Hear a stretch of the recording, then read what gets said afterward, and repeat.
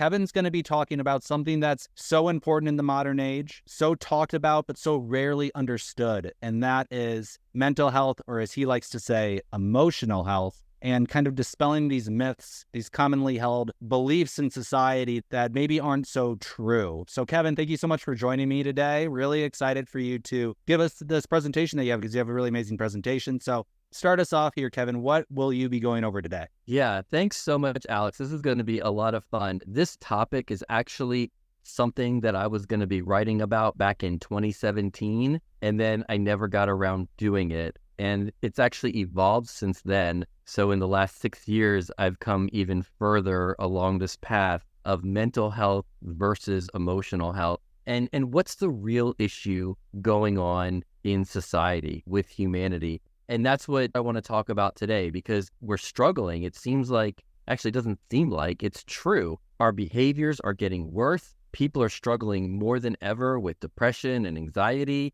And what I've learned in my career is that when you can truly identify the root problem, the solutions are usually incredibly simple. And this struggle that humanity's having with mental health, which I'm air quoting mental health, I think the reason why we're struggling so much is because we do not truly understand what the actual problem is. So that's what I want to talk about today, is mental health versus emotional health. We are struggling as a species with mental health. It is a very well accepted epidemic globally. We're thinking more negatively. We're feeling less happy, right? We're more unhappy. We're behaving more destructively than ever before, not just drugs and alcohol, but bullying and gun violence and racism and all of these problems. And it seems like with all of this destructive behavior on the rise, why is that happening? Are people just losing their minds? Are we just going crazy at a higher rate, and this rate is accelerating? There's no gene or hormone for evilness or meanness or narcissism. There's no gene or hormone for beating your wife or beating up on your kids.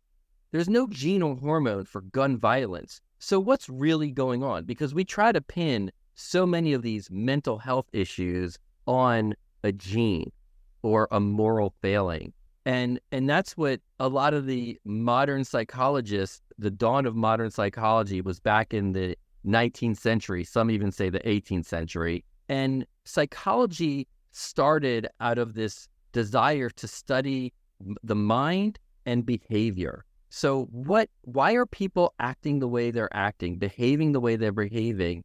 And what's going on in our mind that's driving all of these behaviors? And like I said a second ago, with the destructive behaviors, I really think that modern psychology, and even you can go back thousands of years to like Socrates and Aristotle and people like that, where we're trying to understand behavior. And I think the idea is that, well, why would anyone do any behavior that's hurting themselves or hurting another person? If they're doing some kind of destructive behavior, they must be out of their mind. They must be crazy, or else they wouldn't do such a horrible behavior. And then the moral question comes into play, and the judgment question comes into play, where someone might say, well, I would never do such a horribly destructive behavior. I wouldn't kill someone. I wouldn't beat my spouse. I wouldn't beat up my kids. I wouldn't drink to excess so I couldn't control my bodily functions or getting myself home from the bar. So I'm a better person than you because I wouldn't do such a horrible behavior. And what I believe happened when modern psychology came to be is it was based on this premise that if you are not in 100% control of your thoughts, feelings, actions, and behaviors, then your brain must be broken, because otherwise you wouldn't do such horrible behaviors. So you must be out of your mind. You must be crazy. And I think that is the real, if you take time and really think about how we interpret behavior and psychology and how we evaluate or judge other people, you'll see that it really comes down to this idea that if you can't control your drinking, then you must have a problem. Your brain must be broken. If you have negative thoughts for too long, then you must be depressed and your brain isn't working properly.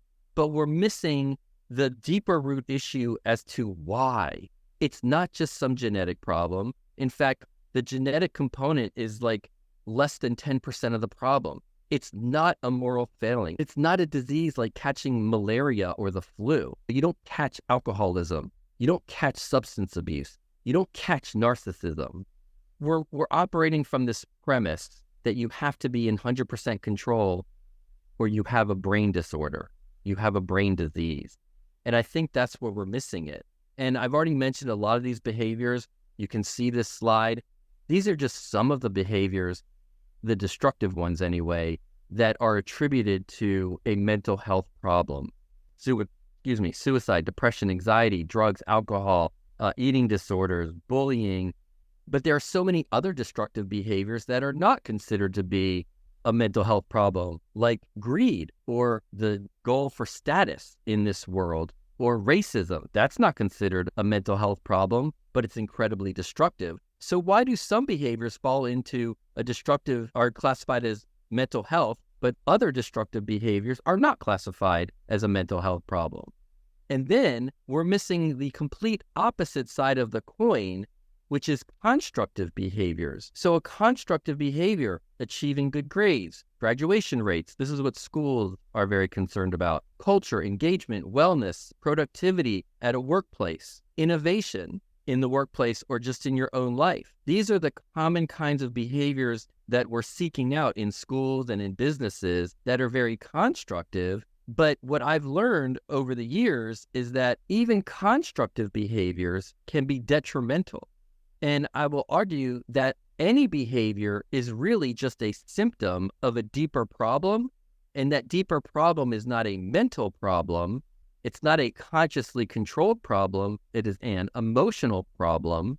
And it's subconsciously controlled, which again, you do not have the conscious control over, which is why the definition that psychologists are operating from, or the premise that psychologists and the mental health industry are operating from, is the reality is we are not in 100% conscious control of our every thought, feeling, action, or behavior. So we know from the neuroscience in the last, only 5, maybe 10 years of neuroscience that our conscious mind is only managing 5% of our actions and behaviors. And 95% of our actions and behaviors are rooted in our subconscious mind.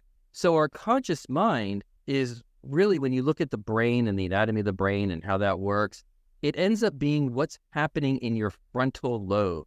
This is where your decision making comes from, your reasoning ability, your cognitive processes are happening in your frontal lobe, your cerebral cortex, which is part of the human brain. But meanwhile, your feelings and emotions and intuition are all rooted in your amygdala, which is coming from your midbrain, which is an earlier evolved part of our brain. So our feelings and emotions are coming from our amygdala, and that's where 95% of our actions and behaviors are actually coming from. That's where our subconscious is rooted, in our midbrain, whereas our conscious mind and our decision-making ability, our reasoning ability, is coming from our frontal lobe, which evolved much more recently. So the point of all that is, the reality is as much as we like to think that we're in control of everything that we do, we're really not, because 95% of our actions and behaviors are coming from our subconscious, which is where our feelings and emotions are rooted. And if we think that our 5% brain is going to override our 95% brain the majority of the time, well, that's why we have all of these destructive or extremely constructive behaviors, because they're coming from our feelings and emotions and our subconscious, what is rooted and wired into our subconscious. And just as an example, especially because it's the end of 2023, we're coming around to the new year, and a lot of people are going to be making their New Year's resolutions, right? They want to consciously choose a behavior for the new year. But we know from the data that 80 to 92% of New Year's resolutions fail. If we were really in conscious control of our thoughts, feelings, actions, and behaviors, then we would not have such a poor success rate on our resolutions. We choose a resolution, it's going to happen, right? I consciously chose it. I'm in conscious control of all my actions and behaviors. It's going to happen. But the reality is it does not happen. And I think the main reason is because we make these decisions in our conscious mind, but it doesn't get transferred to our subconscious mind, where we have a deep-rooted emotion attached to it, or it could be that some deep emotional challenge or belief that's rooted in our subconscious, which is really driving our behaviors. That is why we do not succeed with our resolutions. The point is that I think we're making these New Year's resolutions in our conscious mind. That's where the decision is made. But more often than not, it is not getting transferred to our subconscious mind, which is where our actions and behaviors are truly rooted. And that's why we fail so often with our New Year's resolutions. So what I'd like to offer the audience is a new set of definitions for mental health and emotional health. And I know this is, I would just ask the audience to really take a moment and ponder these definitions, because if you think about it in a different way, then we might really have a chance to improve the overall health and well-being of humanity. The World Health Organization defines mental health where it's a state of well-being, where the individual realizes their own abilities and can cope with normal stresses. It's actually a quite a nebulous kind of definition, in my opinion. And oh, by the way, the World Health Organization does not even have a standalone definition for your emotional health. Emotional health is often considered a part of or a subset of mental health. And when we combine these two, I think we're truly doing a disservice to our overall health and well-being. So the definitions that I want to share and for you to really ponder and think about are these. Mental health. I define mental health as a person's ability to think clearly, to focus, to concentrate, to perform cognitive tasks. This is your frontal lobe, your decision-making ability, your reasoning ability. When you're able to get through school on a day-to-day basis, do your homework, take your test. You don't have to get straight A's, but just getting through school, doing your homework and all. Or if you're able to do your job on a day-to-day basis, you can attend your meetings, you can do your reports, you can conduct your studies and experiments. That is your mental health.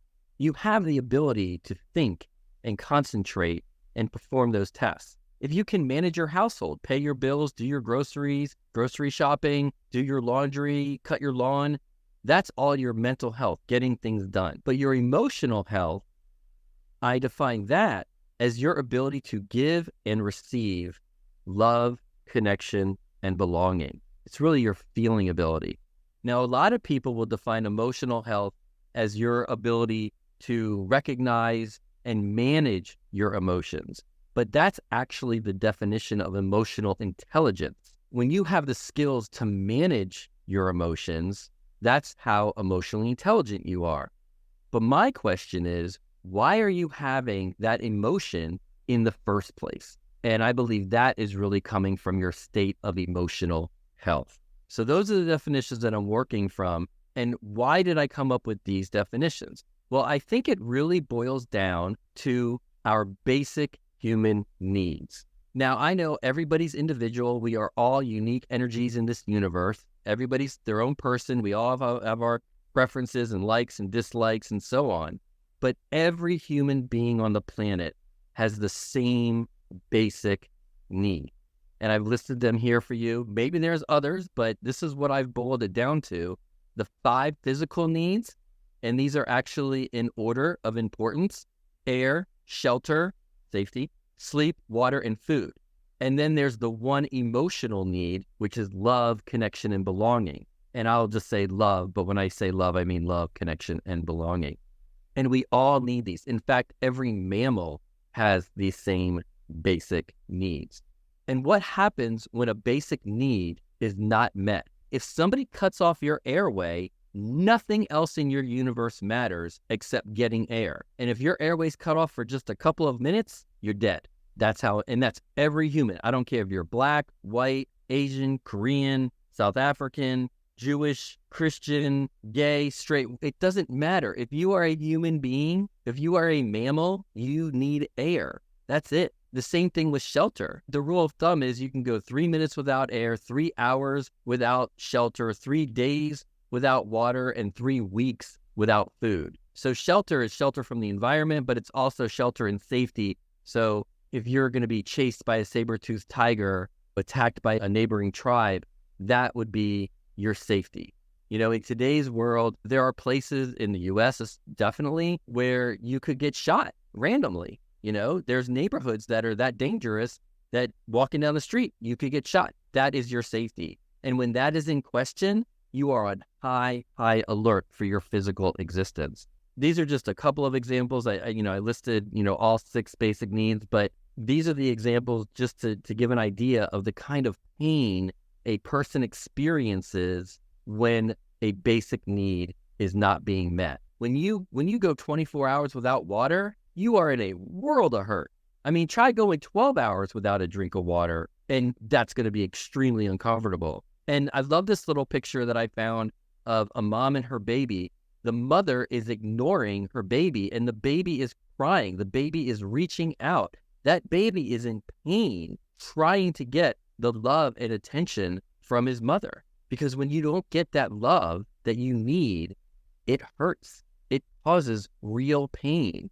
And a person will do anything to ease their pain, including suicide, right? If I don't see any way out of having my pain go away, I might choose to die by suicide because I know that will end the pain. So that's where I lead to this slide, is that in any given element of our health, whether it's physical, emotional, mental, or spiritual health, we're always running on some kind of a spectrum.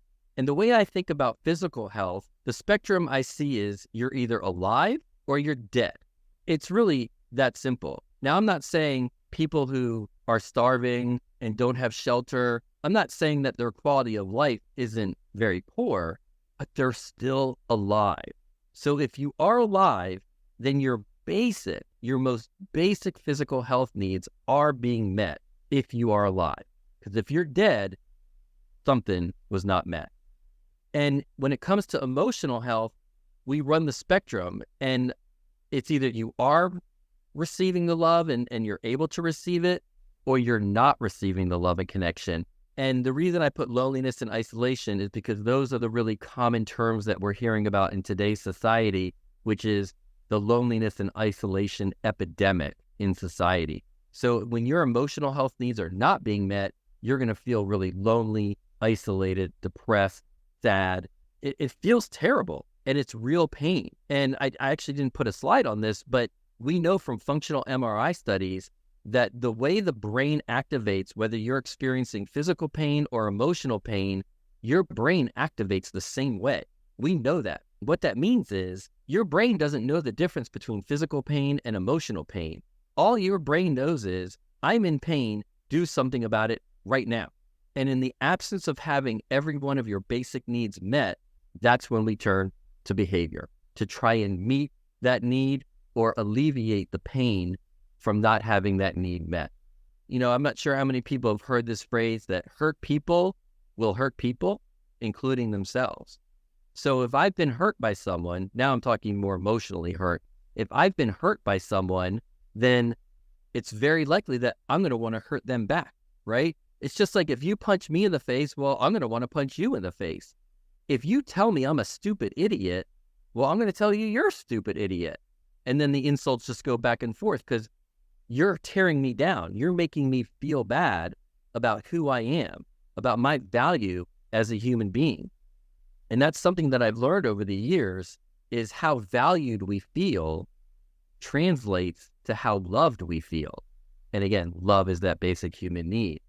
And the deeper our pain from not having that need for love, connection, and belonging met, the more we're hurt by that emotional pain, the more extreme our behaviors will be to try and ease that pain or compensate in some way for that pain.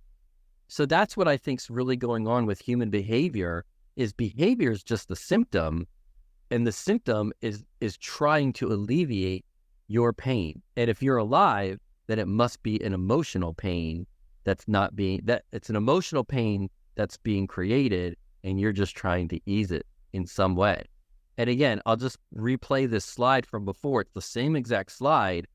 We choose all manner of behaviors to ease our pain, to try and ease not feeling loved. Or in terms of constructive behaviors, a lot of times we will seek out a constructive behavior, a lot of times to show our value in the world. If I get better grades, then I'll be more valuable, and value translates to love. If I invent more, right? This is one of my issues, right? I have more than 75 patents. If I invent more, I'll be more valuable and I'll feel more loved. If I do another 10K race, marathon race, triathlon, I'll be valuable. I'll be seen as valuable in society, and then I'll be loved. And that's why I say the more extreme the behavior, the deeper the pain. And this is where endurance sports come into play, and all the competition around sporting events, and especially with the elite events. And I can go on and on about that. But suffice to say, this slide really sums up how emotional health drives behaviors. It's all of our relationships and connections. It's how loved we feel. How much of a sense of belonging do we feel? Do we feel heard and understood by the people who matter to us? Because if we do feel heard and understood, then we feel like we matter. And if we matter, then we must have value. And in our brain, value translates to love.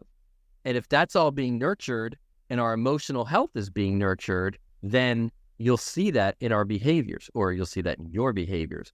But if your love and connection and belonging is not being nurtured, then your emotional health will be failing, and you're going to try to compensate with your behaviors, whether constructively or destructively. And I've mentioned this a little bit before, but we need to understand that little t trauma adds up over time.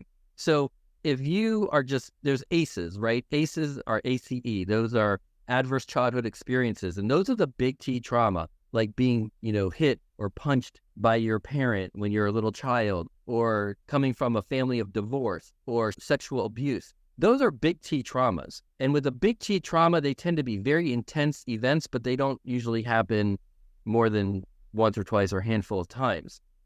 What we're missing in society is how little t emotional traumas add up over time and cause just as much emotional pain over time as one big T trauma. And where I've landed with the little t traumas is shame, judgment, degradation, and emotional neglect. So if you're crying and your parent says to you as a child, they say, "Oh, don't cry. It's not a big deal.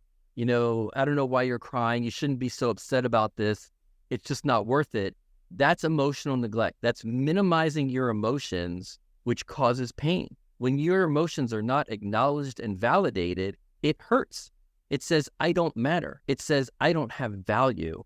And that translates to not feeling loved. So I know that parents unconditionally love their children, but that is not the message that they are receiving. And when we raise our children with shame and judgment, degradation and neglect, that causes little t trauma. We think we're toughening them up. You got to have a tough skin to live in this world.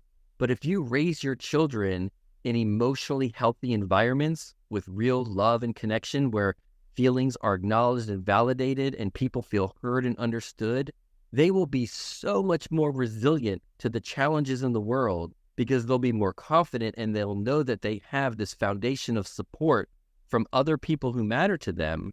And that will make them so much stronger and more resilient to these challenges in today's world. So that's really what this slide is all about. I've already said pretty much everything on this slide. Is in order to really nurture emotional health, we need to love and connect and create more of a sense of belonging. And we do this by really listening to each other in a way so that that person feels heard and understood. We need to make sure that we are acknowledging and validating the other person's feelings and emotions as much as possible. You cannot do this too much. And it takes a lot of practice to learn how to acknowledge and validate feelings. I could teach a whole course on that. But when you do it, when you feel heard and understood, it doesn't mean that you have to agree with that person's feelings. It just means that you're acknowledging their feelings. You're validating that their feelings are real to them, and that matters. That's how they know that they matter and that they are valued.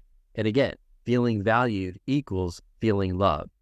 And the more we can stop shaming, judging, degrading, and neglecting each other, the more valued we'll feel, the more loved we'll feel.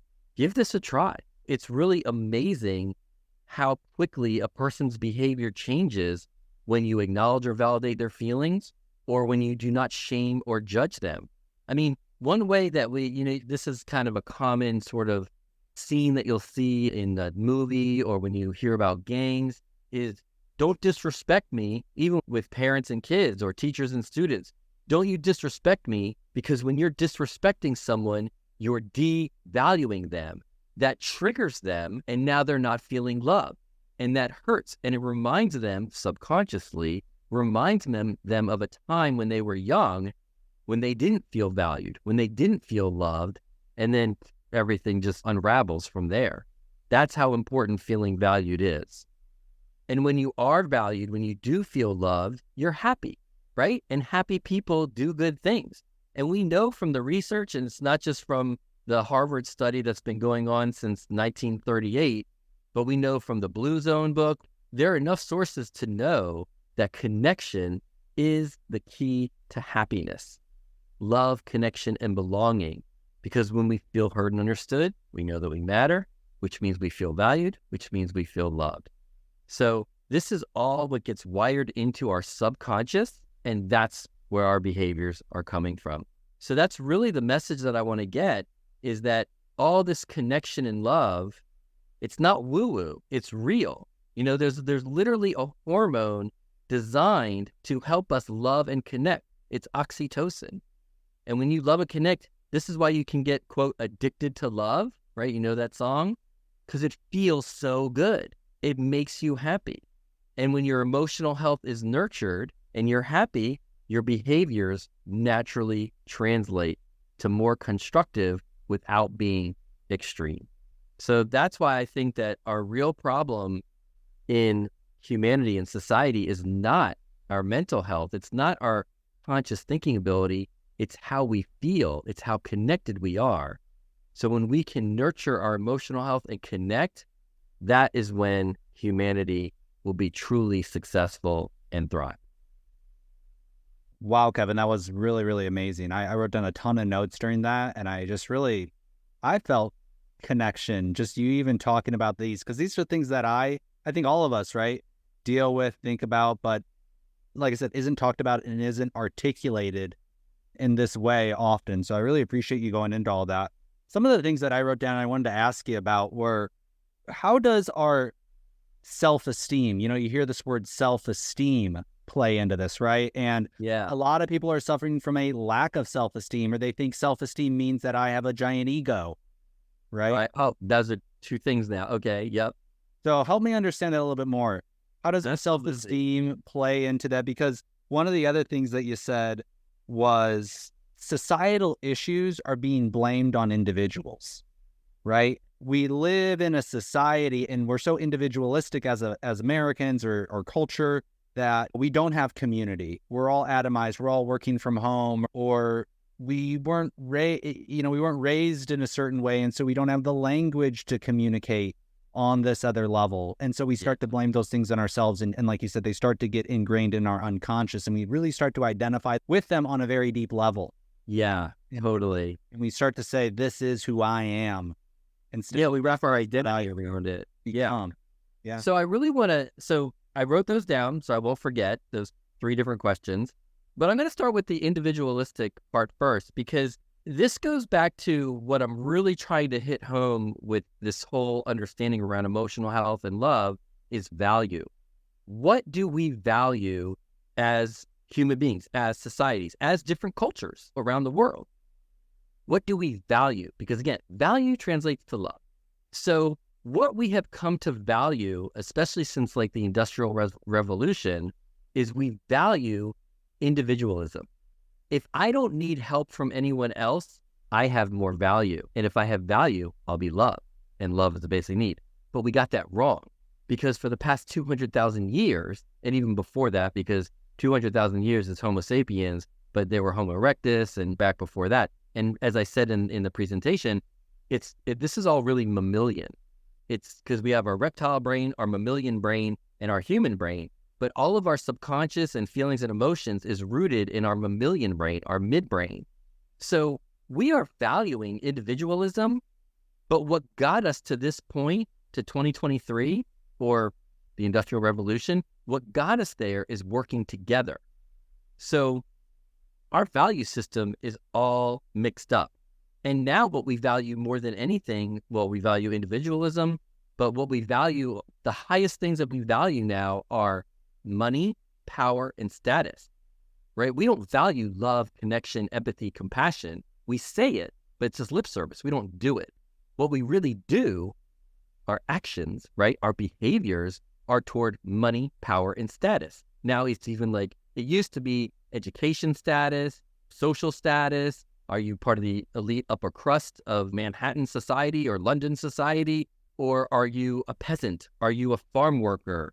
We value so much. The Democratic Party is all about like university. Everyone's got to go to college. Everyone's got to go to college. If you don't go to college, you're less than. You're less valuable. Only recently have they started talking about trade school, but we value higher education over trade school. We value salary over hourly wage. So what we value really, it goes back to our basic need for love and connection, and our value system is all mixed up. And now we're steering toward individualism when we really need togetherism. We need to be continuing to work together, and that's what will really nurture us so we're not in so much pain. All of this individualism is actually causing us more pain, more loneliness, more isolation.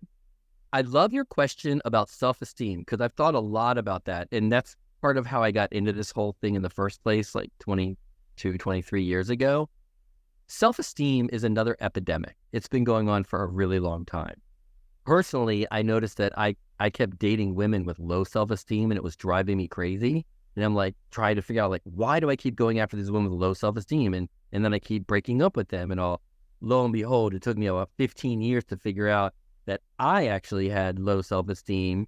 It was just coming out and it was presenting in a different way, a different behavior, but I was basically being attracted because of my own emotional health issues.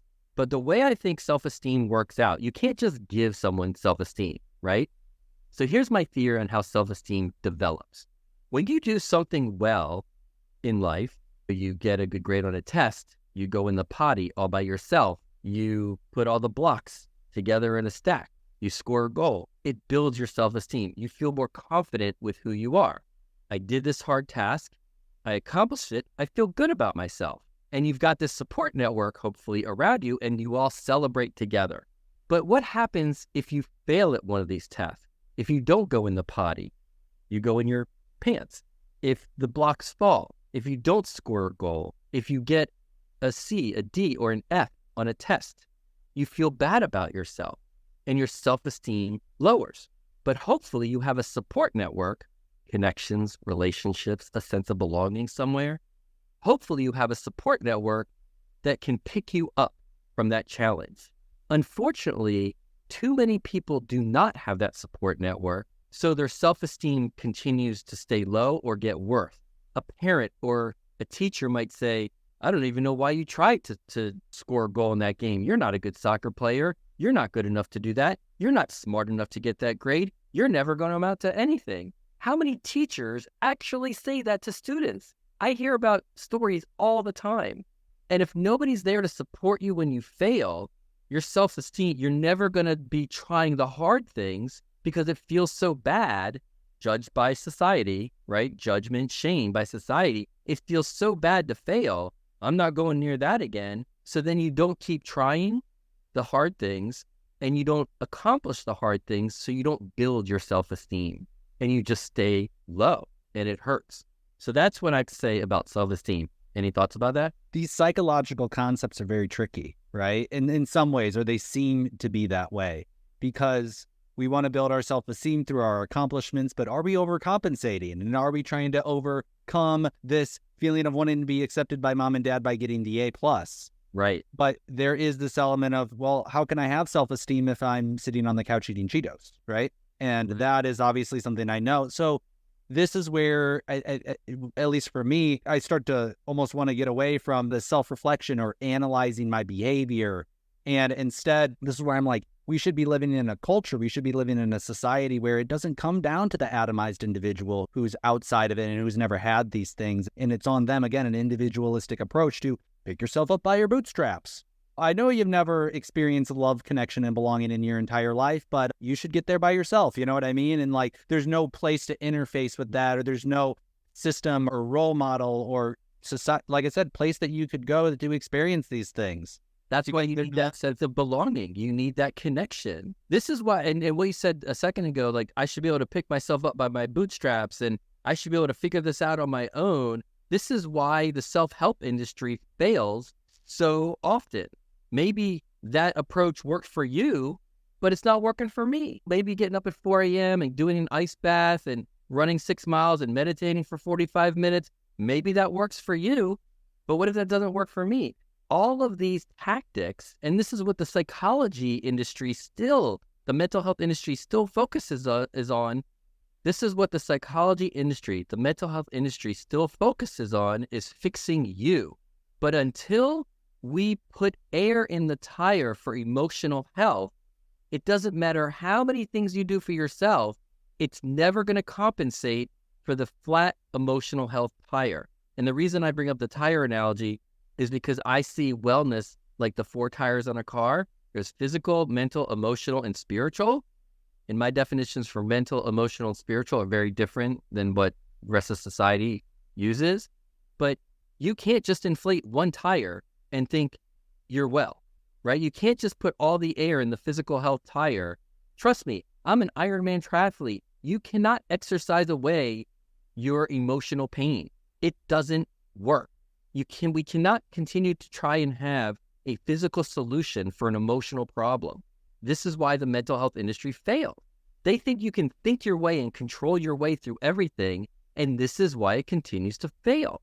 I'm not saying meditation and mindfulness is not a good thing. I'm a huge nature lover. I go for weeks in the backcountry sleeping in a tent. I love that stuff, but it does nothing to nurture my relationships, especially the relationships with the people most important to me, like my family, my parents, some of my close friends, or a teacher or a boss. So that's why we're just missing the whole point on our well-being, and we try and label it like a mental health, like you're broken, you can't control your thoughts and feelings. That's why the premise is flawed, and that's why we continue to fail as a species. We used to be very together, right? We used to have more religion and community, and we all would be in a tribe together, but we did not have real, true love, connection, and belonging like we want to think we had. And here's why we didn't actually have it. Because it wasn't intentionally nurtured back in the day. So I'm talking like pre-industrial revolution. I'm talking about pre-1700s, right? I'm talking about thousands of years ago, tens of thousands of years ago, because all we were focused on was our physical survival. That's why I had that graph with alive or dead. All we were concerned about, all humanity has been concerned about for the past 200,000 years is survival, literally our physical existence. And that's because it was only up until about 150 years ago, really about 75 years ago. But I'll be conservative and say 150 years ago, the late 1800s, is when human beings could reliably, for the first time, reliably source food, reliably preserve food, and reliably survive a winter. Before the late 1800s, that was not guaranteed. So I don't care about how you feel, or if I'm yelling at you or telling you how stupid you are. We need food on the table. We need a roof over our head. We need firewood or coal so that we have heat. Nothing else matters. And oh, by the way, in order to belong to your tribe, you'd have to pass some kind of rite of passage that you could die attempting, right? So it's only in the last 75 to 150 years that emotional health has really come to the forefront, because it's just never been a priority. back to our basic need, right? We were just trying to exist. And even today, 80% of the world's population does not have enough food and clean water in a given day.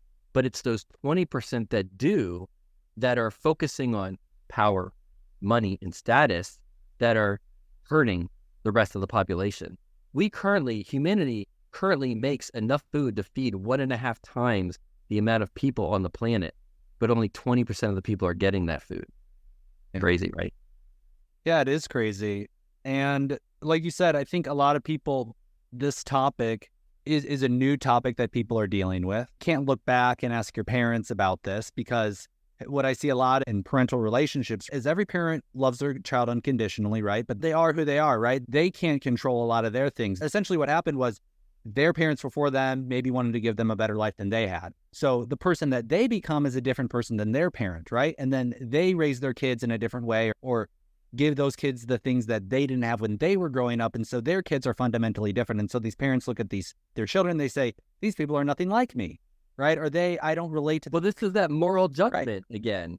I didn't do this I didn't have TV when I was a kid. I didn't have running water when I was a kid. Look at how great you have it. I didn't have internet when I was a kid. Look at how great you have it. I turned out okay. I'm better than you, right? I truly believe, I'll make that assumption. Yes, I believe all parents unconditionally love their kids. Really not. But let's just assume that it is, They really do. But that's not the message that the kids are receiving. And when we say, I'm better, we don't say it outright, but we judge and shame. And that's the message that they get, that they're not good enough. And again, not feeling good enough means I don't have value, means I'm not loved. My parents don't love me. And like you said, parents are only doing the best that they can do. You can't do what you don't know. And most parents will behave in a way that they learn. Or if I learned this and I know I don't want that to happen with my kids, I'm going to do the opposite. So it's either I do what my parents did, or I do the opposite of what my parents did. But they only do what they know, which was what their parents did. And their parents only do what they know, which is what their parents did. And you only have to go back 2 or 3 generations and boom, you're in the late 1800s just trying to survive, physically exist. That's how recent all of this is. So yeah, and then we just judge and shame in order to get that behavior, but that's not feeling loved and valued. And it's amazing. I had an athlete, because I coach endurance athletes on the side.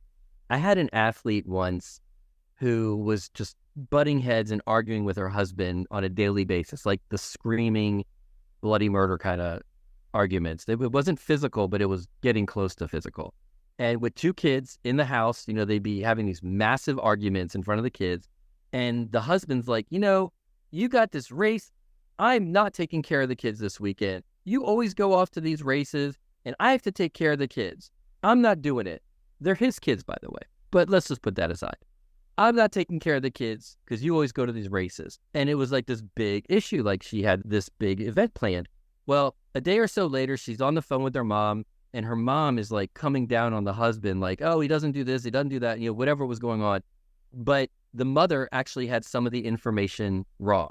So the wife, my athlete, would defend her husband to the mom. So my athlete was like, no, mom, that's actually not right. He did do this, and this was great, and he's really wonderful about this and whatever. And they get off the phone, and not like 5 seconds later, the husband comes in and approaches the wife and says, I overheard what you said to your mom.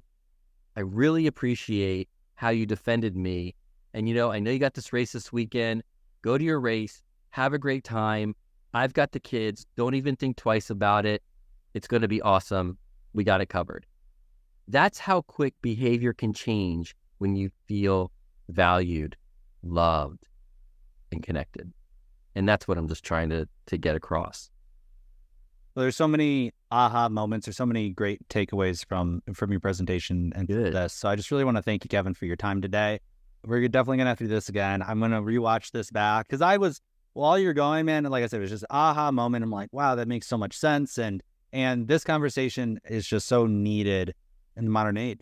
I mean, yeah, thank you for letting me live it. Yeah, for giving me the platform, and that's what I want. I want anyone who listens to this video or these videos, if something resonates with you, if it feels right to you, go with that. Don't worry about what they say. Trust your intuition, trust those feelings, trust those emotions, because that's telling you that, you know what, this probably is right. And if I just switch a couple little things, or if I tap into, God, why do I get so triggered when somebody disrespects me or someone doesn't listen to me? Oh, because I didn't feel heard by my parents. Or, oh, because, my coach always yelled at me and made me feel like an idiot on the soccer field. Or that's probably where it's coming from, And if we just understand that, then we can solve the problem. And we value money, status, and power. But what if we valued love and connection and belonging, listening, hearing, not judging, not shaming? You will see amazing changes in behavior, just like my athlete, just like I've seen in schools when they use Uchi, which we won't even talk about right now. It's just amazing when you're nurtured emotionally, how much better your life is and the people around you. Well, tell us about Uchi, because I think we did a great job kind of mapping out some problems in the landscape, but there are solutions, right? There are ways that people can increase the amount of love, connection, and belonging that they have in your life. And you developed something called Uchi. So tell us a little bit about that, and then we'll wrap it up. But yeah, tell us about that. Yeah, again, I am all about love, connection, belonging. I want everyone to feel heard and understood, because that's when we feel like we matter, and that's when we feel loved. So I created this app. It's a social app called Uchi. It is not a social media. There's nothing public about Uchi. But Uchi is really, it's a platform where you just answer questions from our database, all different kinds of questions on all different manner of topics, where you get a chance to share your perspective, and you answer these questions in writing only. There's no video, no audio, no pictures, no like button. You just answer in your own words the questions about yourself, about your views, how you see the world.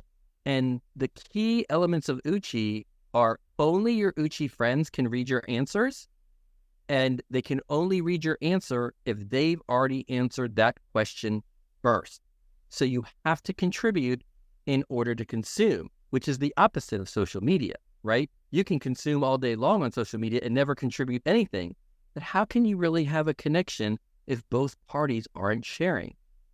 And this is why we feel even more lonely and isolated when we use social media.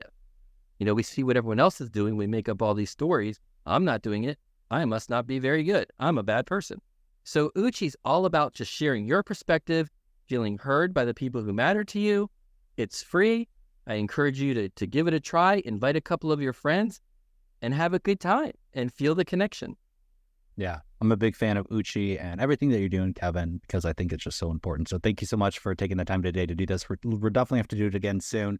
If you're watching this video and you have questions for Kevin, or if some things have come up, put them below this video in the comments, and make sure to subscribe so you can hear the next time Kevin's on. So thanks so much. Have a great day. Thanks for watching.